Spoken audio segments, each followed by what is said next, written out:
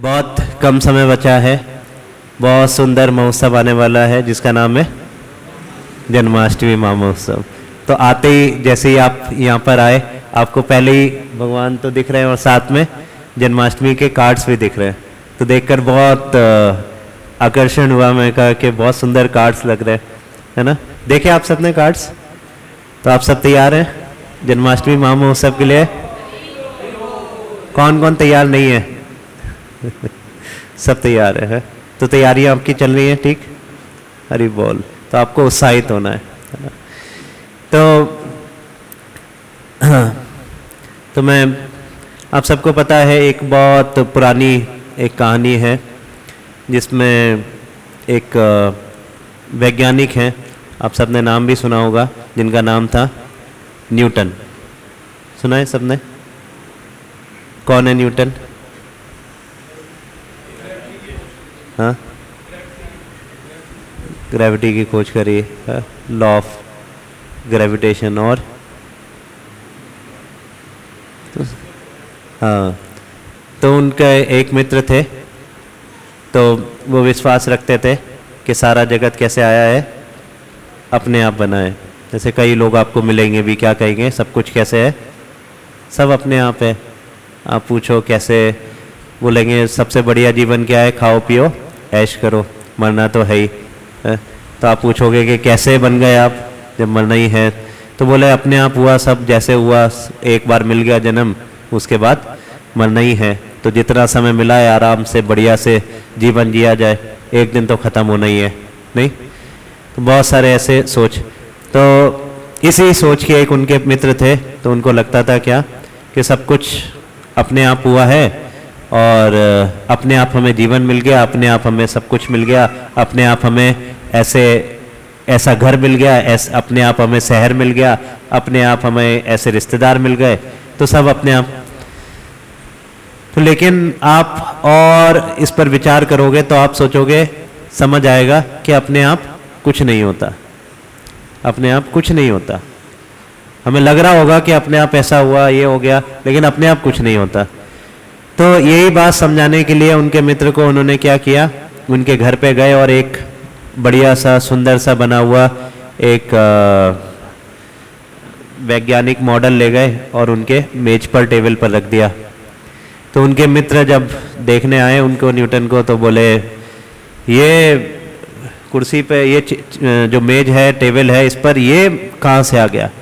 तो न्यूटन भी बोल दिया उनको, अपने आप आ गया। तो बोलते हैं अपने आप कैसे आ सकता है, रात में कुछ नहीं था, अपने आप कैसे आया?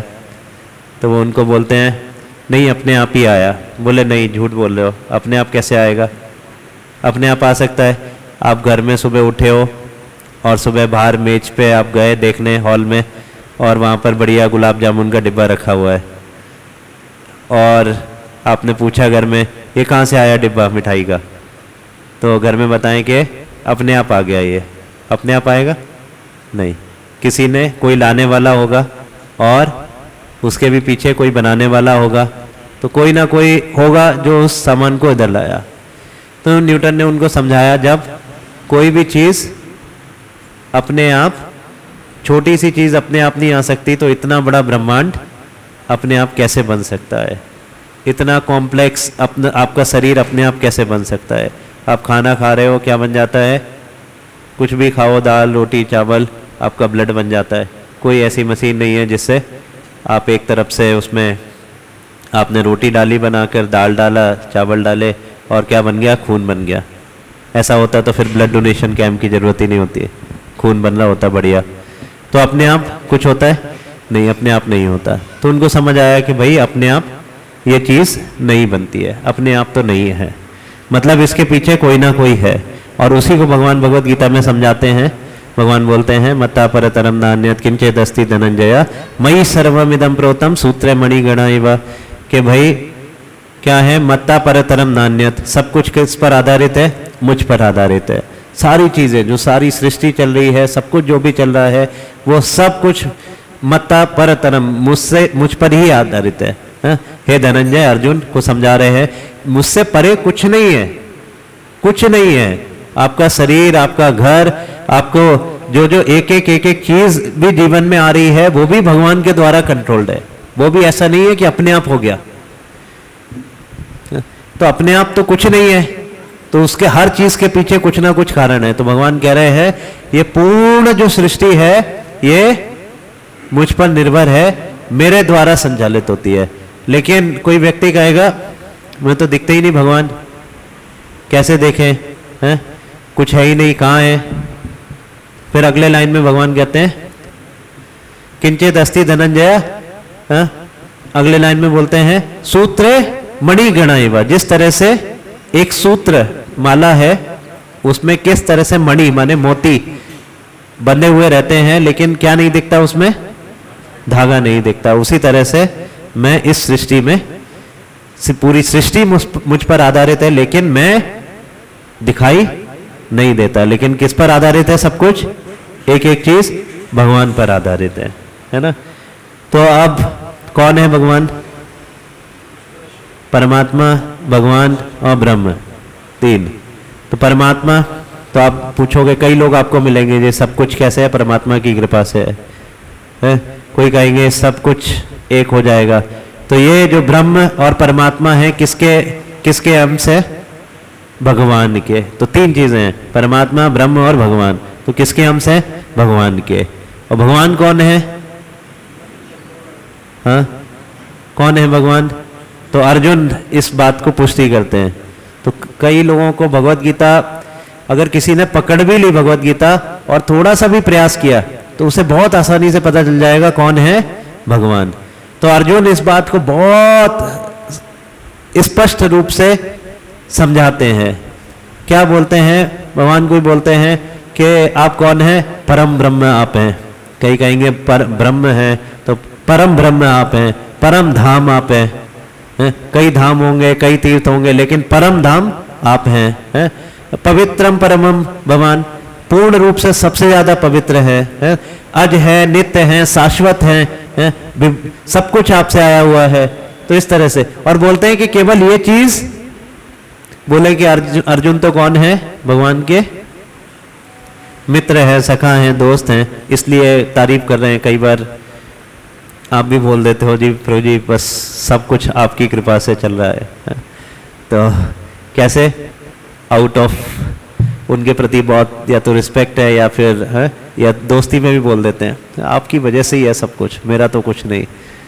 तो इस वजह से अर्जुन बोल रहे होंगे हैं आप कौन है? भगवान, परम ब्रह्म, परम धाम, पवित्रम परम भगवान, सब कुछ आप ही है।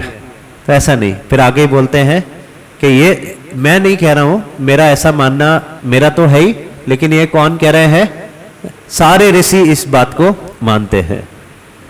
और फिर वो कहते हैं कि सारे ऋषि में सबको ही ऋषि, तो उसमें नाम भी बताते हैं। ऐसा नहीं कि हवा में सब ऋषि बस सब लोग मानते हैं, सब नहीं। वो कह रहे हैं असित देव, व्यास, नारद, ये सब लोग आपको, आपकी परम सत्ता को मानते हैं कि आप ही भगवान श्री कृष्ण हैं। और इस बात की पुष्टि अर्जुन करते हैं।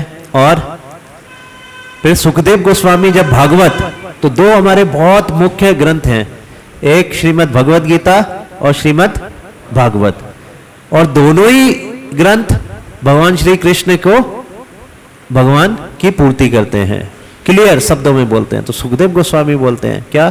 हे तेचा कला पुंसा कृष्णस्तु भगवान स्वयं।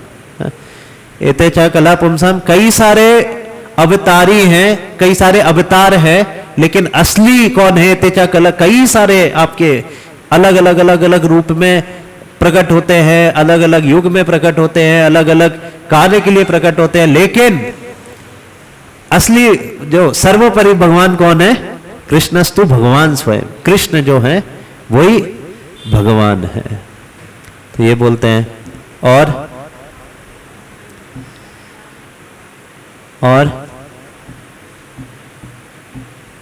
कौन बोलता है? और भीष्म पितामह, भीष्म पितामह महाभारत में जब विष्णु सहस्त्र नाम सुनाते हैं युधिष्ठिर को, तो विष्णु सहस्त्र नाम के बाद बोलते हैं, उससे पहले जब मिल रहे थे, जैसे ही कई सारे प्रश्न थे भगवान से युधिष्ठिर महाराज के, बहुत सारे प्रश्न लेकर बैठे थे, तो उन्होंने एक भी जवाब नहीं दिया भगवान ने, तो अर्जुन को तो पहले बहुत सारे जवाब, सारा कुछ क्लियर कर दिया, लेकिन इस बार क्या करते हैं भगवान, युद्ध के खत्म होने के बाद युधिष्ठिर के जवाब नहीं देते हैं। तो युधिष्ठिर को बोलते हैं आपके ये सारे सवालों के जवाब कौन देगा, भीष्म पितामह। तो भीष्म पितामह के पास लेकर जाते हैं। भीष्म पितामह कैसे हैं, बाणों की सैया पर लेटे हुए हैं। तो उनके पास लेकर जाते हैं और फिर युधिष्ठिर महाराज उनसे कहते हैं कि मेरे कई सारे प्रश्न हैं, जबकि धर्मराज हैं लेकिन लोक कल्याण के लिए, जन कल्याण के लिए कई सारे प्रश्नों को रखते हैं। उस समय भीष्म पितामह कहते हैं कि जो तुम्हारे साथ, जिसको तुम क्या समझ रहे हो, मित्र समझ रहे हो, अपना चचेरा भाई समझ रहे हो, या फिर अपना सखा बिल्कुल समझ रहे हो, जिसको तुम अलग अलग शब्दों से कृष्ण, यादव, सखा कह कह के पुकारते रहते हो, ये कोई साधारण व्यक्ति नहीं है। ये कौन है, ये आदि नारायण है। तो आदि नारायण है ये कोई साधारण, ये नारायण भी नहीं है, ये आदि नारायण है। माने नारायण की भी जो प्रकट होते हैं वो भी इनसे होते हैं।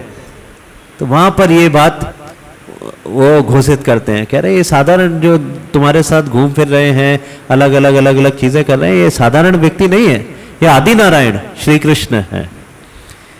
तो इस तरह से भगवान की घोषणा करते हैं। और कई जगह, और सारे ऋषि आप देखोगे, सारी संप्रदाय भगवान को एक्सेप्ट करते हैं।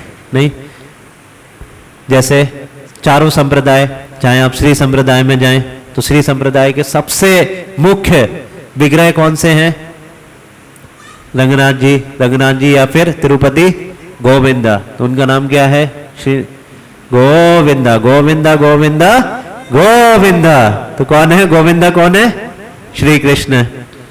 और आप जाओगे श्रीरंगम गए कोई, जी गए, तो श्रीरंगम में रंगनाथ जी कैसे हैं, लेटे हुए हैं, इतने विशाल हैं, आपको 3 दरवाजों से आपको दर्शन होंगे।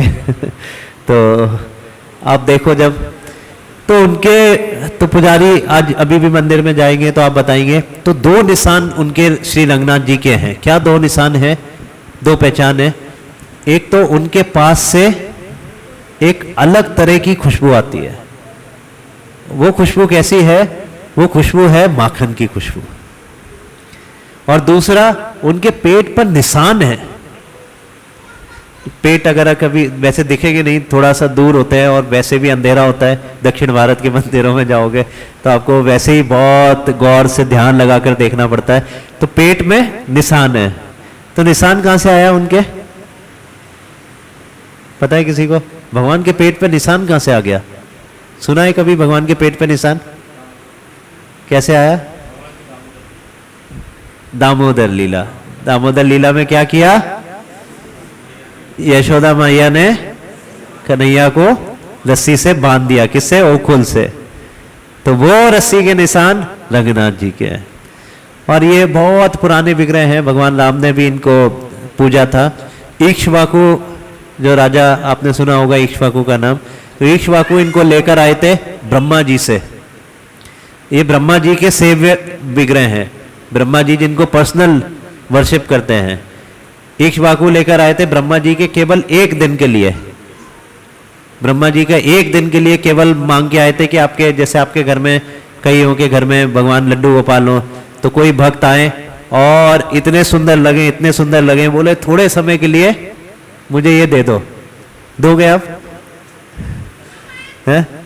बोले दे दो, अपने ये भगवान लड्डू गोपाल है, इनको ले जा रहा हूं मैं, या गौर नेता है, ले जा रहा हूं इनको घर में, दोगे कभी? मुझे बहुत पसंद आ रहे हैं, दे दो आप।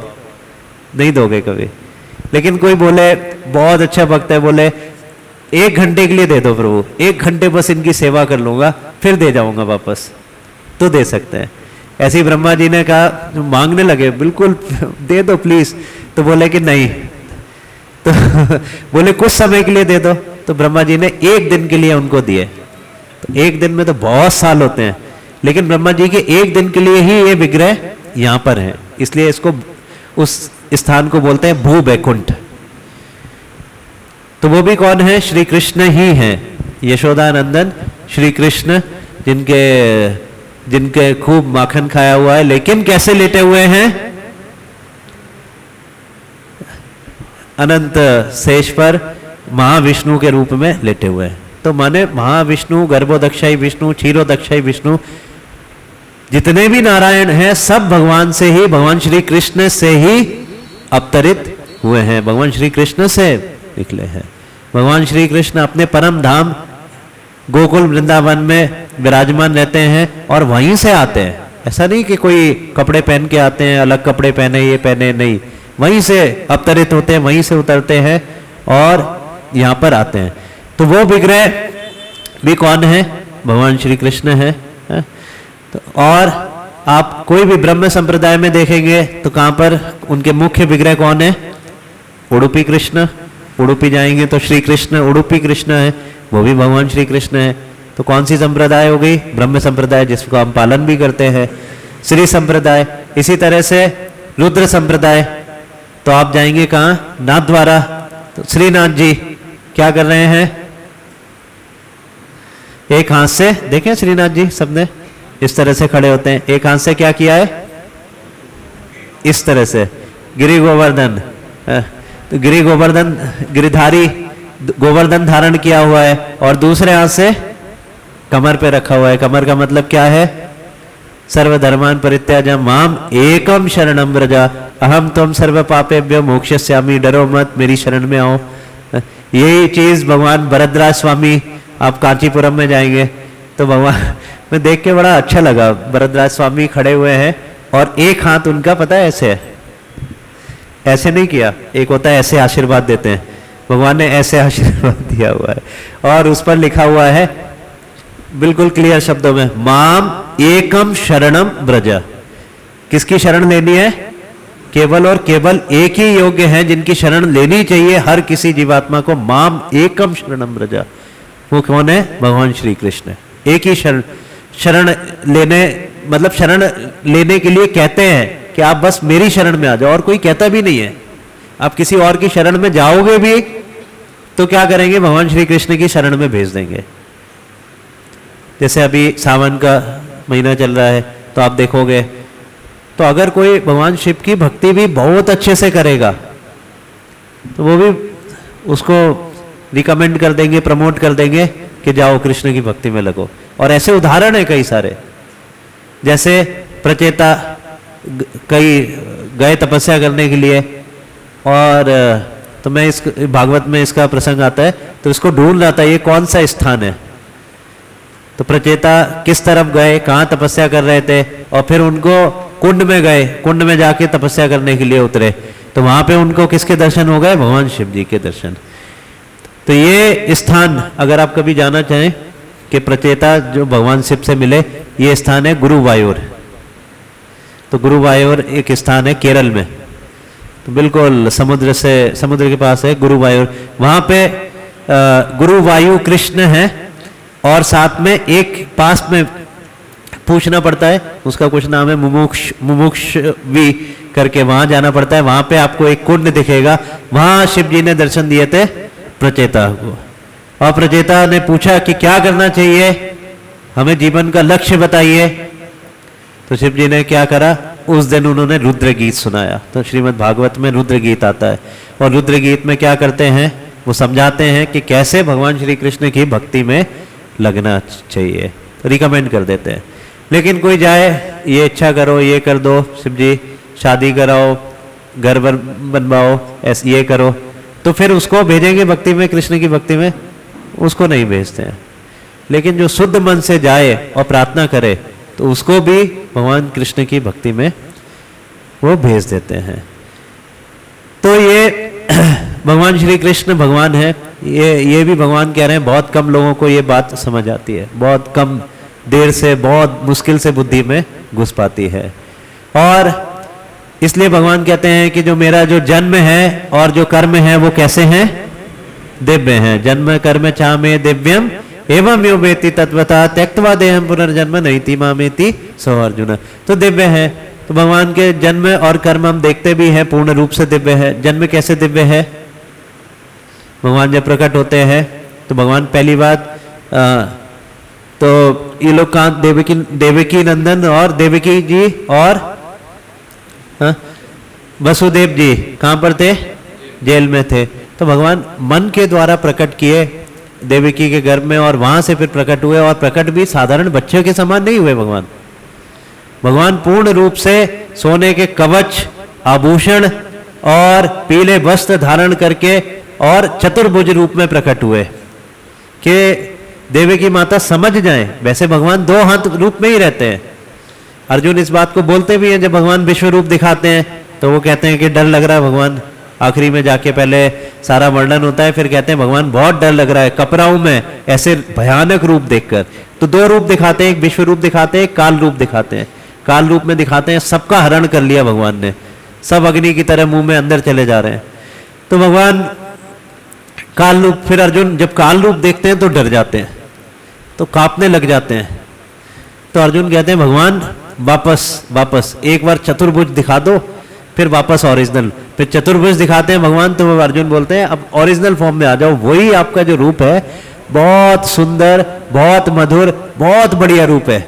उससे जो आनंद और शांति जो अच्छा लगता है वो वैसा रूप चतुर्भुज रूप में भी नहीं है। तो भगवान जब प्रकट हुए चतुर्भुज रूप में हुए, गदा चक्र शंख पद्म हाथ में धारण किए हुए प्रकट हुए, दर्शन दिए देवकी माता को। तो देवकी माता बहुत खुश भी हो रही थी और बहुत डर भी रही थी। तो खुश हो रही थी ये समझ के कि अब आ गए हैं कृष्ण, भगवान आ गए हैं, क्योंकि ये भविष्यवाणी हुई थी कि भगवान प्रकट होंगे, अब आ गए भगवान। तो बहुत प्रसन्न हो रही थी, लेकिन साथ में वो डर भी लग रहा था उनको। डर किस बात का लग रहा था? हाँ, कंस आएंगे। हाँ, क्योंकि कंस ने कहा था, कंस को तो पता ही था कि भगवान प्रकट होंगे, इसलिए सारे बच्चों को मार रहा था। तो देवकी माता को डर भी लग रहा था। तो ये माता का स्वाभाविक डर है, जबकि पता है, एक तरफ उन्हें पता है भगवान आ गए, लेकिन दूसरी तरफ डर लग रहा है वात्सल्य रस के कारण, वात्सल्य भाव के कारण, कि इसको मार देंगे कंस। फिर प्रार्थनाएं करती हैं भगवान से कि भगवान आप सादा अपने नॉर्मल मनुष्य बच्चे के रूप में आ जाओ। ये कवच, कुंडल, सुंदर इतना सब मुकुट सब धारण किया हुआ है, साधारण बच्चे बन जाओ करके। तो ऐसे कोई साधारण बच्चे का जन्म ऐसे नहीं होता। कई बार लोग आपको मिलेंगे कि हमारे घर कन्हैया का जन्म हुआ है, लेकिन कन्हैया नहीं, कन्हैया के दास का जन्म हुआ है, ये बोलना चाहिए। तो कन्हैया का जन्म नहीं होता, कन्हैया का जन्म तो दिव्य होता है। और हमारे मनुष्य समाज में दिव्य जन्म होते हैं नहीं, बच्चे का जन्म होता है वो दिव्य होता है नहीं होता है। भगवान की, ऑल्दो भगवान की कृपा के कारण ही हमारे घर में किसी का जन्म होता है, और वैष्णव के घर में जन्म तो वैष्णव का हो रहा है, तो उसको बहुत कृपार्थ भी होना चाहिए, भगवान को धन्यवाद करना चाहिए। लेकिन भगवान जन्म लेते हैं, भगवान के रूप है, भगवान है नहीं है, भगवान नहीं है। तो इसलिए वो कन्हैया नहीं है, कन्हैया तो एक ही है, तो श्री कृष्ण नहीं है। तो क्योंकि भगवान का जन्म कैसा है? दिव्य है। हमारा जन्म कैसा है? पीड़ा वाला है, पीड़ा कीड़ा जैसे भी है, रोते हुए जन्म लेते हैं, नहीं रोएगा तो फिर रुलाना पड़ता है कि रो, तो रोना पड़ता है। भगवान का जन्म हंसते हुए पूर्ण रूप से सुंदर दिव्य रूप में जन्म लेते हैं। तो भगवान का जन्म, और ऐसे ही भगवान के अलग अलग अवतार भी होते हैं, ये भी अलग अलग, इनके भी जन्म दिव्य हैं। जैसे वराह रूप का जन्म कैसे हुआ, कैसे प्रकट हुए? ब्रह्मा जी के नाक से प्रकट हुए। नरसिंह भगवान का जन्म कैसे हुआ? खंबे से प्रकट हो गए। तो किसी का जन्म होगा खंबे से? नहीं, नरसिंह भगवान प्रकट हुए खंबे के माध्यम से। तो भगवान के ये सारे जन्म दिव्य होते हैं, और भगवान के कर्म भी दिव्य होते हैं। कर्म हम सब समझते ही हैं। जैसे भगवान छोटे से थे, 6 दिन से ही हुआ तो क्या करने लगे? राक्षसों को, जैसे अभी हम भजन गा भी रहे थे, तो भगवान क्या करते हैं? असुर कुल नाशन, नंद गोधन रखवाला। तो असुर के कुलों का क्या करते हैं? नाशन। असुरों का नाशन नहीं करते हैं, असुर के कुलों का नाशन कर देते हैं, पूरे के पूरे कुल उजाड़ देते हैं असुरों के। तो कहाँ से चालू करा? पूतना, बकासुर, वृतासुर नहीं सॉरी, बकासुर और सक्तासुर और अघासुर और तृणाव्रत और धेनुकासुर और सक्तासुर और बकासुर और नाम बताइए राक्षसों के। कालिया का दमन किया, कालिया दमन विधाना, कालिया का दमन किया और कालिया को मारा नहीं था। और किसको मारा? कोई याद है? चाणूर, मुष्टिक और कंस और कालिया का तो दमन कर दिया, और शिशुपाल, दंतवक्र और कोई नाम? तो सुखदेव गोस्वामी जब वर्णन करते हैं तो कह रहे हैं डेली भगवान सुबह और शाम डेली के हिसाब से मारते थे। कह रहे इतने तो नाम नहीं लिखे, नाम लिखना प्रारंभ करेंगे तो खत्म ही हो जाएगा। तो कई सारे नाम तो लिखे ही नहीं उन्होंने। मेन जो बड़े बड़े व्यक्ति थे उनके ही नाम मेंशन किए गए हैं, है ना। तो कई नाम हटा दिए। तो इतने राक्षस, माने सुबह एक राक्षस, शाम एक राक्षस, इस तरह से भगवान। और क्या किया भगवान ने?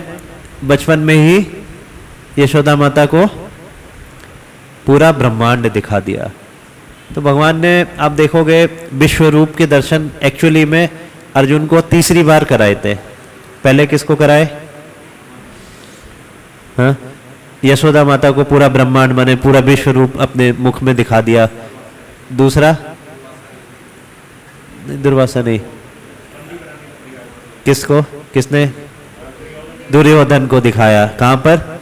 जेल में, जब बंदी बनाने का प्रयास किया, है ना। और तीसरी बार अर्जुन को, लेकिन अर्जुन को सबसे डिटेल्ड वाला दिखाया।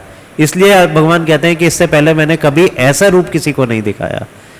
तो पूरा रूप, पूरा पूर्ण विश्व दिखा दिया, और विश्व के साथ काल रूप भी दिखा दिया अपना, है ना, जिसमें माने पुराना, वर्तमान और भविष्य तीनों एक साथ दिखा दिया भगवान ने। तो ऐसे रूप, ऐसे भगवान के क्या होते हैं? कर्म होते हैं।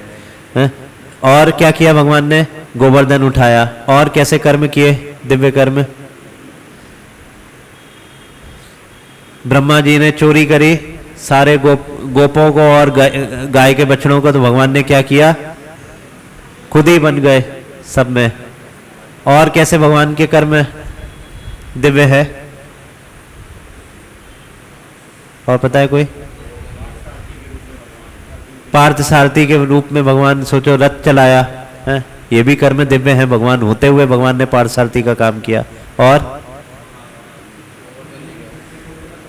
गोवर्धन लीला दिखाई भगवान ने, है। छोटी सी उंगली पर 7 दिन के लिए, 7 दिन 7 रात के लिए क्या किया? गोवर्धन उठा लिया, है ना। तो ये भगवान के जो कर्म हैं कैसे हैं? दिव्य हैं। लेकिन फिर भी कई लोग होंगे जो कई सारे आपको ऐसे मूर्ख लोग मिलेंगे जो कहेंगे कि भगवान लाइट है, ट्यूबलाइट है, भगवान तो है ही नहीं, या भगवान का जो ज्ञान था वो कैसा था?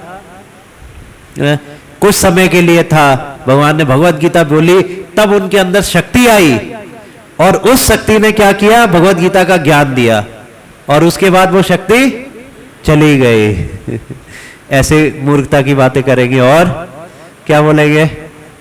कि भगवान तो साधारण मनुष्य की तरह है, भगवान भी आते हैं तो उनको भी क्या करना होता है? माया के अधीन होकर यहाँ पर कर्म बंधन भोगने पड़ते हैं। नहीं करना पड़ता है भगवान को।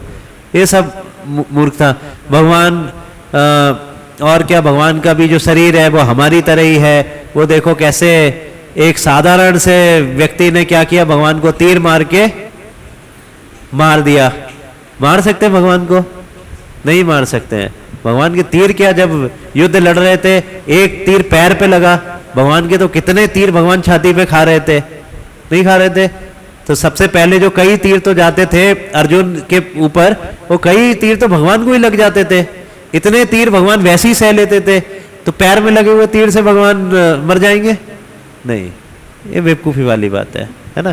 तो भगवान को जब अप्रकट होना है तो कुछ ना कुछ भगवान कारण बनाते हैं। तो भगवान कोई साधारण मनुष्य नहीं है, भगवान के जो कर्म है वो पूर्ण रूप से दिव्य हैं। और भगवान का जो शरीर भी है वो हमारी तरह भौतिक नहीं है, इंद्रियां जो है हमारी तरह नहीं है। भगवान पूर्ण रूप से इंद्रियां, शरीर इत्यादि सब भौतिक है, भगवान सब दिव्य है। भगवान कोई भी कार्य किसी भी इंद्रिय से कर सकते हैं। जैसे हमें खाना अगर खाना पड़ेगा कैसे खाएंगे? हाँ, कैसे खा सकते हैं खाना? आप कौन कौन आंखों से खाना खा सकते हैं? आपको खाने की प्लेट लगाई जाए और आपको दिखाया जाए, हाथ बांध दिए जाए पीछे और प्लेट हटा ली जाए, संतुष्ट हो जाएंगे? नहीं। क्या कर, कैसे संतुष्ट होंगे? जब तक खाना मुंह में ना जाए, उसका स्वाद ना आए, और फिर खाने को एक्सेप्ट करोगे आप।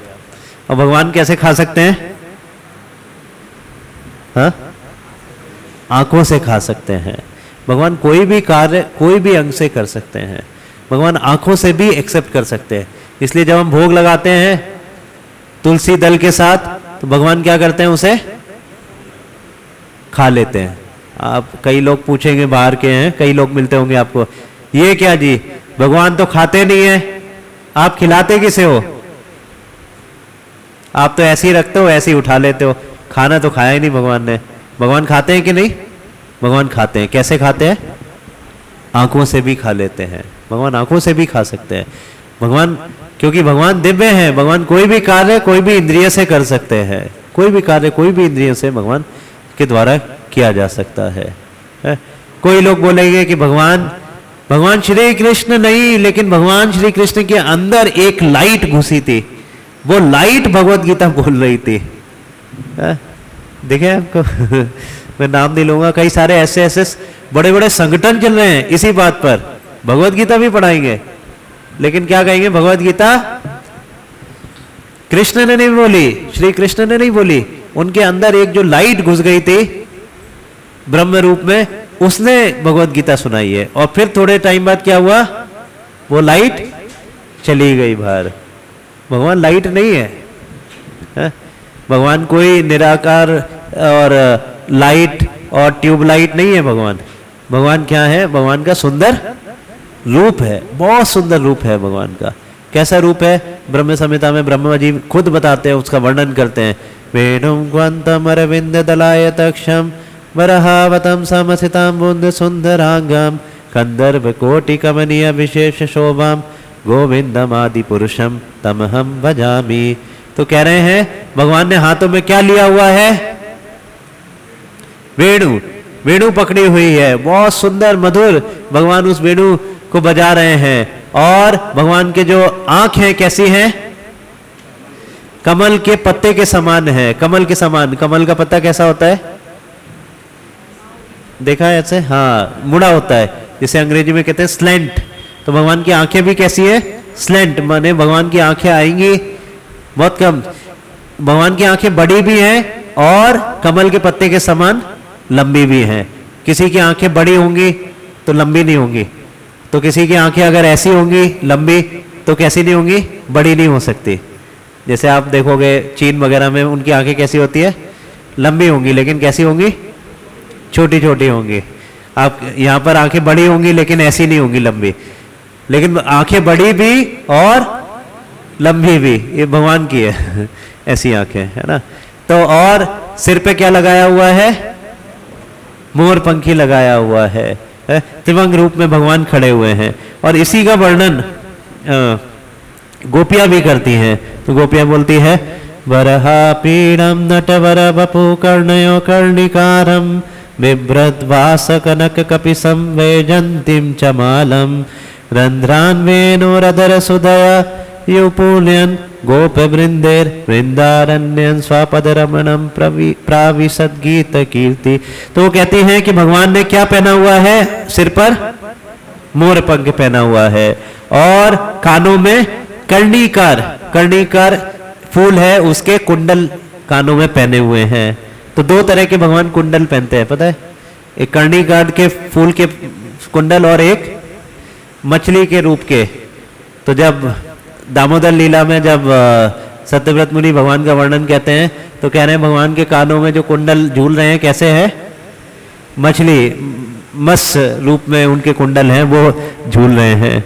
और तप्त माने जैसे गोल्ड, तपा हुआ जो गोल्ड है वैसे भगवान वस्त्र धारण करे हुए हैं, ये गोपियां बता रही हैं। और जो माला पहनी है वैजंती माला पहनी हुई है। और क्या, और भगवान वृंदावन के अलग अलग अलग स्थान पर उनके चरण कमल हैं और सुंदर सी बांसुरी बजा रहे हैं और हमेशा अपने गोपों के साथ, अपने सखाओं के साथ रहते हैं। ऐसे दिखते हैं भगवान। क्या देखा है भगवान ने? देखा है। कैसे दिखते हैं? ऐसे दिखते हैं जो भागवत में वर्णन आ रहा है। इतने सुंदर भगवान दिखते हैं। तो कंदर्प माने कंदर्प कोटि, कई सारे कंदर्प माने कामदेव भी उनकी तरफ आकर्षित हो जाए, ऐसे सुंदर भगवान है। एक बार उनको जो देख ले हृदय से, आपको भी दिख रहे हैं, सामने दिख रहे हैं सुंदर, इनसे सुंदर आपने कोई रूप देखा है? नहीं देखा होगा, गारंटेड है, कोई रूप ऐसा हो ही नहीं सकता। इतने सुंदर भगवान के रूप हैं।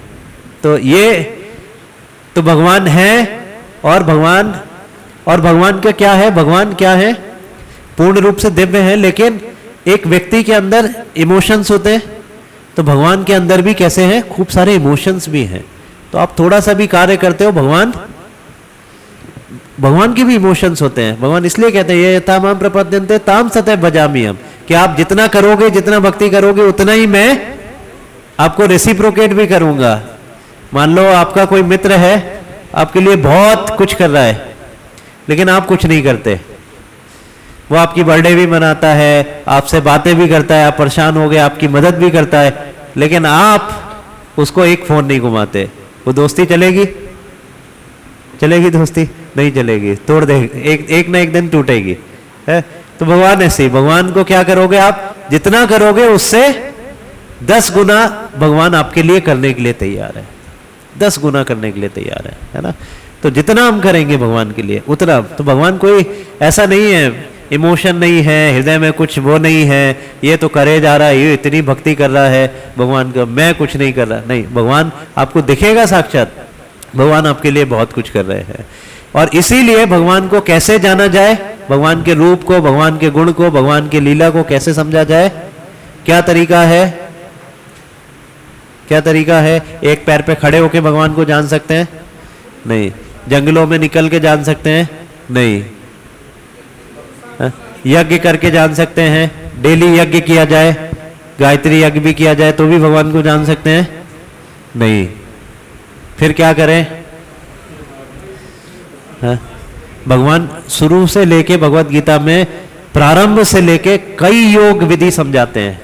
कहां से चालू करते हैं? सांख्य समझाएंगे, आत्मा शरीर में भेद, बुद्धि योग समझाएंगे, सांख्य योग समझाया, बुद्धि योग समझाया, फिर तीसरे अध्याय में कर्म योग समझाया, फिर भगवान ने ज्ञान योग समझाया, फिर भगवान ने निष्काम कर्म योग समझाया, फिर भगवान ने ध्यान योग समझाया।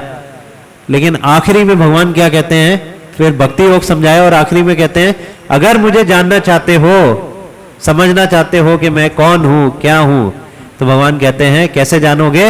भक्त्या माम अभिजानाति यावन यश्चास्मि तत्वतः। अगर सही में अच्छे से बिल्कुल पूर्ण रूप से जानना चाहते हो तो कैसे जानोगे?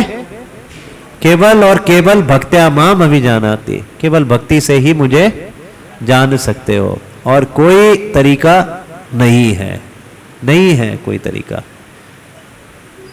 और भक्ति कहां से प्रारंभ होती है? भगवान के नाम से। हरे कृष्णा कृष्ण कृष्ण हरे हरे, हरे राम राम राम हरे हरे। श्रवण और कीर्तन ये दो मुख्य भक्ति के अंग हैं, इनसे ही हमारी भक्ति प्रारंभ होती है। और ये करते करते करते करते ही हम भगवान को समझ सकते हैं।